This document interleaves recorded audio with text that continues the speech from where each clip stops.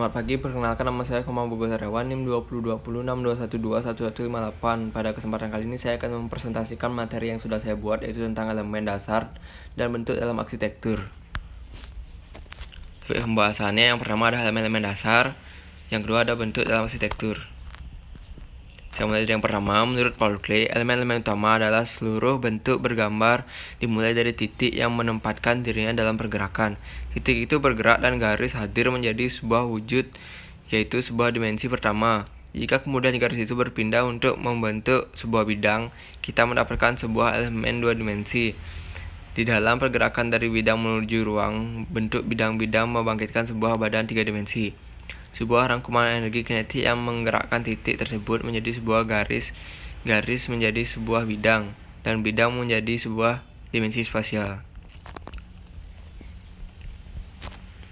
Dalam elemen-elemen utama terdapat bentuk mulai dari titik ke sebuah garis satu dimensi, mulai dari garis ke sebuah bidang dua dimensi, dan mulai dari bidang ke sebuah volume tiga dimensi.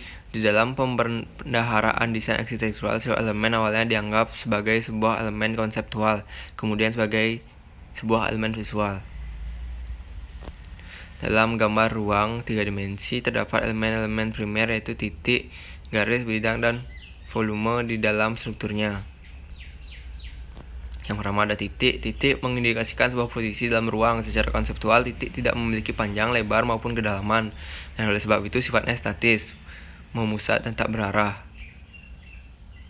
Titik memiliki beberapa fungsi, diantaranya untuk menandai ujung dan pangkal sebuah garis, perpotongan dua buah garis, pertemuan garis di sudut sebuah bidang atau volume, dan pusat sebuah bidang. Yang kedua ada garis. Sebuah titik yang dipanjangkan akan menjadi sebuah garis. Secara konseptual, garis memiliki panjang, tetapi tanpa lebar maupun kedalaman. Jika sebuah titik secara alamiah adalah statis, maka sebuah garis dalam menggambarkan jalur pergerakan sebuah titik mampu mengekspresikan arah, pergerakan, dan pertumbuhan secara visual. Garis memiliki fungsi yang pertama ada menggabungkan, menghubungkan, menopang, mengelilingi, ataupun memotong elemen-elemen visual lainnya. Yang kedua ada menjelaskan batas-batas serta memberi bentuk pada bidang. Yang terakhir menegaskan permukaan bidang. Yang terakhir ada bidang. Bidang adalah sebuah garis yang diperpanjang ke arah selain arah hakikatnya. Secara konseptual, bidang memiliki panjang dan lebar, tetapi tidak memiliki kedalaman. Karakteristik pengidentifikasikan utama sebuah bidang yaitu bentuk dasar. Bidang ditentukan oleh kontur garis yang membentuk batas-batas. Sifat-sifat sebuah bidang yaitu warna permukaan, pol, teksturnya, mempengaruhi bobot dan stabilitas visualnya. Dalam desain arsitektural, kita memanipulasi tiga jenis bidang generik diantaranya. Pertama ada bidang di atas kepala, adalah bidang atap yang menentukan, yang membentang dan melindungi ruang-ruang interior sebuah bangunan atau langit-langit yang membentuk permukaan penutup. Yang kedua ada bidang dinding. Bidang dinding memegang peran penting dalam pembentukan dan penutupan sebuah bidang arsitektural. Selain itu, bidang dinding orientasinya vertikal dan sifatnya aktif di dalam lingkup pandangan normal manusia. Yang terakhir ada bidang dasar. Bidang dasar dapat berupa bidang lantai dasar yang berfungsi sebagai fondasi fisik dan dasar visual bangunan, atau bidang atap yang membentuk permukaan penutup sebuah ruangan. Yang terakhir ada volume. Volume sebuah bidang yang diperpanjang ke arah lain akan menjadi sebuah volume. Karakteristik utama volume adalah bentuk volume dihasilkan oleh bentuk-bentuk dasar dan keterkaitan bidang-bidang yang menggambarkan batas volume. Volume dapat terdiri dari 1. Titik atau vertex tempat beberapa bidang bertemu. 2. Garis atau tepi dua bidang bertemu. Yang terakhir ada bidang atau permukaan yang mendefinisikan batasan sebuah volume. Lanjut ke materi yang selanjutnya adalah bentuk dalam arsitektur. Menurut Edmund and Bacon dalam bukunya yang berjudul The Design of Cities, bentuk arsitektural adalah titik sentuh antara massa dan ruang. Bentuk dasar ialah garis luar karakteristik atau konfigurasi permukaan sebuah bentuk yang khusus. Bentuk dasar merupakan aspek prinsip yang membantu mengidentifikasi serta mengategorikan bentuk. Bentuk-bentuk memiliki sifat visual sebagai berikut. Yang pertama ada ukuran, dimensi fisik, panjang, lebar, dan keadaan sebuah bentuk.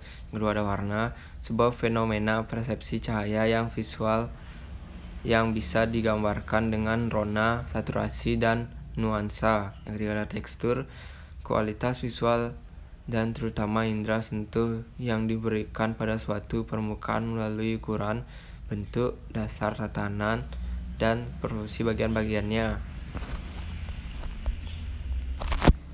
Semua sifat ini pada kenyataannya dipengaruhi oleh kondisi yang mempengaruhi kita dalam melihatnya. Yang pertama ada sebuah perspektif atau sudut pandang yang berubah menghadirkan bentuk dasar terhadap mata kita. Yang kedua ada jarak dari suatu bentuk yang berbeda terhadap mata kita. Yang ketiga ada kondisi pencahayaan di mana mempengaruhi kejelasan bentuk dasar dan strukturnya. Yang terakhir ada area visual yang mengelilingi suatu bentuk mempengaruhi kemampuan kita untuk membaca dan mengidentifikasinya. Bentuk dasar yang utama ada 3, yakni ada lingkaran, segitiga, dan buju sangkar.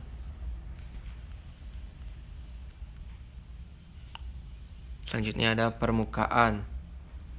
Permukaan dalam proses transisi ini berbentuk dasar bidang menuju volume. Terdapat permukaan. Dalam permukaan terdapat tingkat permukaan berkurva, ini termasuk permukaan silindris. Permukaan silindris dihasilkan dengan menggeser suatu garis lurus di sepanjang sebuah bidang kurva. Yang kedua ada permukaan translasional. Permukaan translasional dihasilkan dengan cara menggeser sebuah kurva di bidang di sepanjang garis lurus atau di atas kurva bidang lainnya. Yang ketiga ada permukaan terarah.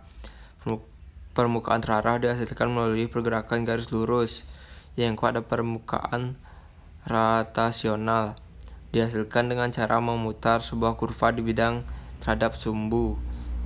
Selanjutnya ada paraboloid. Pertemuan antara bidang-bidangnya berupa parabola dan elips maupun parabola dan hiperbola.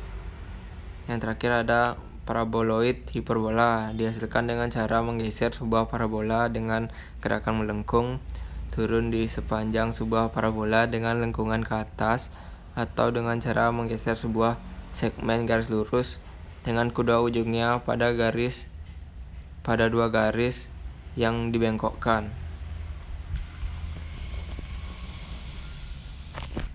Selanjutnya ada permukaan melengkung. Permukaan plana memiliki lengkungan ke atas dalam satu arah dan sebuah lengkungan ke bawah dalam arah tegak lurus. Selanjutnya ada bentuk-bentuk solid primer. Istilah solid merujuk pada suatu figur atau tubuh geometris 3 dimensial. Di antaranya ada bola, tabung, kerucut, limas, dan kubus. Selanjutnya ada bentuk-bentuk beraturan dan tidak beraturan. Bentuk beraturan merujuk pada bentuk yang bagian-bagiannya terhubung satu sama lain dengan cara konsisten dan teratur. Sedangkan bentuk tidak beraturan merupakan bentuk yang bagian-bagiannya secara alamiah tidak sama dan terkait satu sama lain secara tidak konsisten. Bentuk-bentuk subtraktif.